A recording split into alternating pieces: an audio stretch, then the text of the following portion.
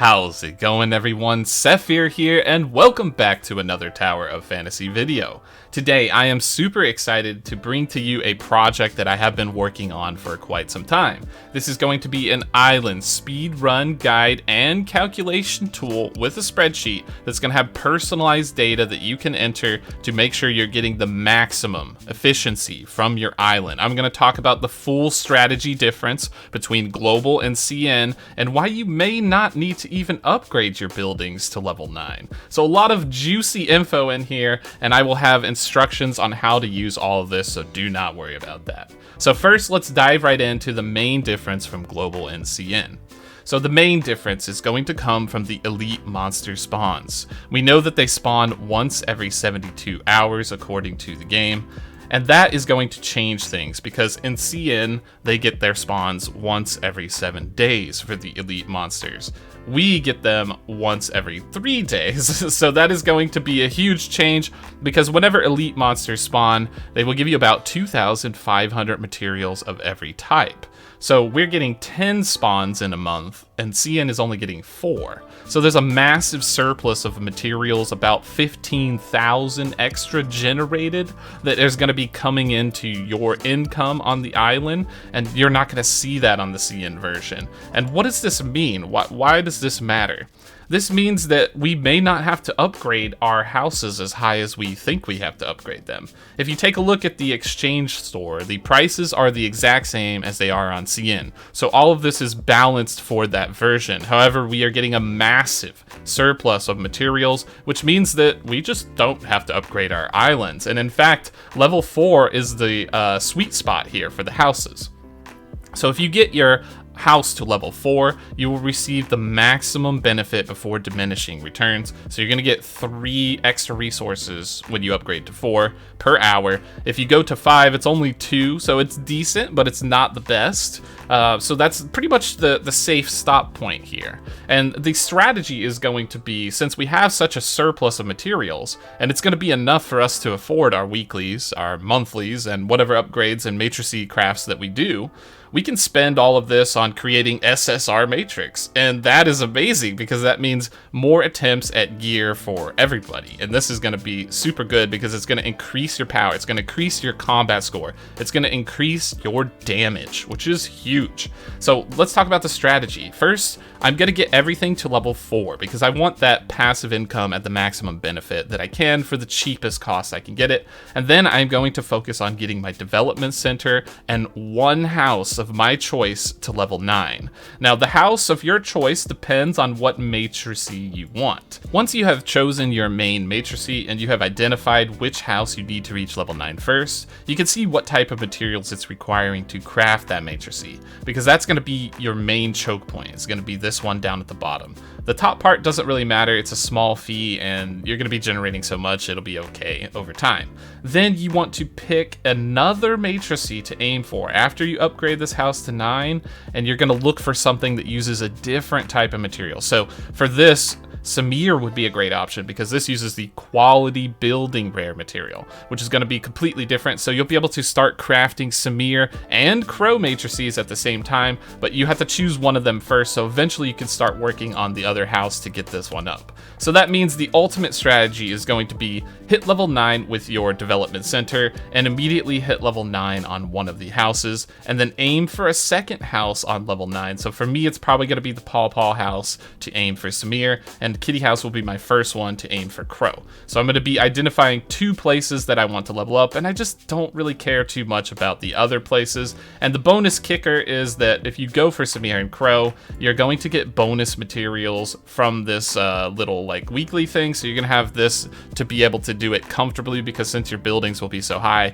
you'll be generating so many resources, so you'll be able to easily hit the weekly and monthly caps without any sweat at all whatsoever, and you don't have to worry about that. And you'll have excess materials so that you can keep crafting those matrices as you get materials in the game.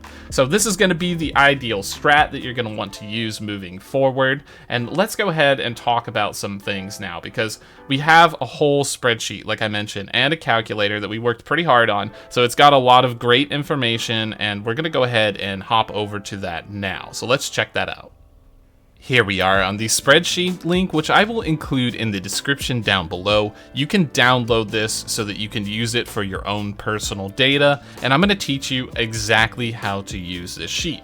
So we're going to go ahead and zoom in a little bit so that we can see it a little bit better for the video.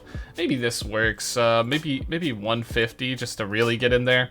So the top left section of the spreadsheet is just going to contain my personal strategy. Right now I am focusing on the kitty house like I told you. I'm going to focus on getting it to level 9 with the development center first, and then I'm going to start working towards the paw paw house right after that. But as the weeks go by, I will update you with this. The note section will contain the reasons why we are doing this and explain how we're getting that surplus of materials, as well as the most efficient route. And it will also note that you can adjust these matrices based on what house and what matrice you want to target. So make sure to keep that in mind. And as always, take a huge grain of salt with this. Play the way that suits you best. If you have already upgraded past level 4, do not worry, it's okay. That just means you're getting more resources towards the mount and towards the avatar frame, so that's also decent. And you can still start on leveling up one specific area. Don't worry, you have not made a crucial mistake. It's not a massive trap. You're still fine.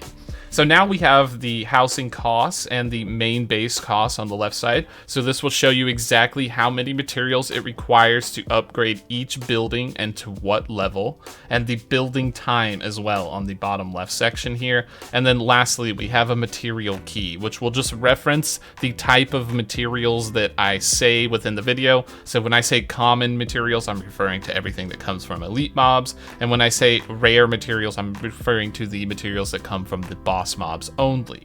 So now let's go ahead and take a look at the next section over here, and this is going to be the material per month calculation. And there is a quick readme, so make sure you check that out, because we're getting kills on elites every 3 days. So there's going to be 1 day left over in the week, where some weeks you'll have a swing week where it'll be 3 elite monster spawns within that week, and some weeks you're only going to have 2. So just keep that in mind. It's a rough estimate here. So we're assuming about 25,500 materials coming per month from the mobs, 1,144 from the bosses, and 800 on the rare materials. So this is going to be really important. The total is on the side, so that lets you know and have an idea of what you're working with. I do like this little Shiro icon that we got drawn up by one of our artists, Navilicious. So that's going to be a new emote on our channel. So if you're interested in the Twitch streams and the YouTube streams, be sure to check that out, because we're going to have some cool stuff coming in for that. And we also have some great ideas planned for the future for more spreadsheets. So be sure to be on the lookout for that. And next, we have the main section. This is going to be the calculator, right? This is going to be the interact section here. You're going to go ahead and download it. You download it, and then you interact right here in this section. So let's say I want to adjust the level of my building right now. I have a kitty house level 6, so I want to change that. So I'm going to go ahead and enter that in and change that number. And as you can see, it's going to perform the calculations for me. So I can now see how much resources I'm going to generate per hour, how many resources I'm going to end up with at the end of this month. So that's going to be on October 1st at 4 a.m. because remember, the thing doesn't reset until, super late at night. So that's how many resources you'll end up with there, how many resources you will end up with on a given week and a given month. And that will basically let you know a lot of the information you need to know. Down at the bottom, we also have the shop costs calculated out. So that's going to show you what you're going to need to spend weekly and monthly per resource category, as well as what it will cost you in a full month to maintain. And then we also have the one-time shop section, which is going to be for the mount and the avatar frames, the chat bubble, all that good stuff. So that'll let you know the pricing on that. So that is pretty good on that area. So I just wanted to show everyone that, because I feel like that will be really helpful. And we also have another section here, which is actually super cool. So for this area, we kind of did this, and I did want to put some credits. Levity helped me a lot with the formulation and the table and this planning tool, which we're about to talk on next. And shout out to Redefined Gamer for getting us the elite mob data information. So that was definitely helpful. And then the next section on the spreadsheet, we have the planning tool here. The planning tool is super cool because I have entered my personal mob kills and boss kills for when I have actually killed those monsters, because remember, it's 72 hours or 1 week from the actual kill time. And what I can do with this is I can calculate any materials that I have right now. So let's just say I have 1,000 materials of everything. Just make up a number here. I can go ahead and put that in, and I can calculate how many composite materials. Let's just say I have 200. And I can go ahead and add that in. Calculate then on the left side my house level. So I will add that in, kitty house level 6. And then I can check off anything that I want. So let's say I want to buy these things in the shop.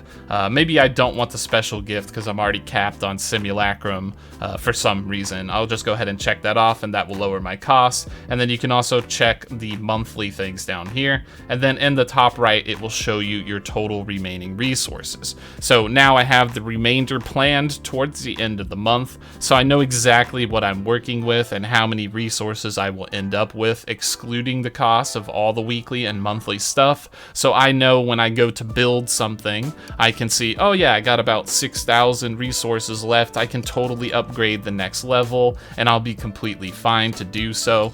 So this is definitely a massive, massive tool that you can use to just turn your brain off and calculate everything you need for your island, which is definitely going to be fantastic. So huge shout out to Levity for fixing all this up. And there will be a section added for matrices really soon, determining how many you can build and craft per month without tipping over.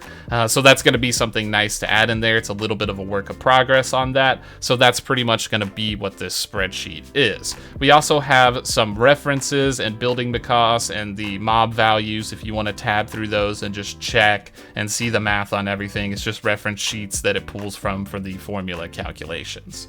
So that's going to be all for this one. We have a lot of cool stuff here, and I was super excited to share this with you guys. Comment down below. Let me know if this helps you in any way, shape, or form, because I feel like this is a powerful tool and will help people plan ahead and give them a good idea on what they're doing for their artificial island. Thanks for watching this video, everyone. I wanted to give a brief summary at the end, just a quick recap of everything so that you can have it here. So in summary, we're going to get every house to level 4, and then we're going to target our development center towards level 9, as well as one particular house that aligns with the matrice that we want to craft. So whatever that is, go ahead and pick that house, and then you will pick a secondary house to start focusing after that, which will be an opposite material that your main matrice requires, so that you will focus on a second building resource for those rare materials, so you can get 2 SSR matrices crafted out very quickly.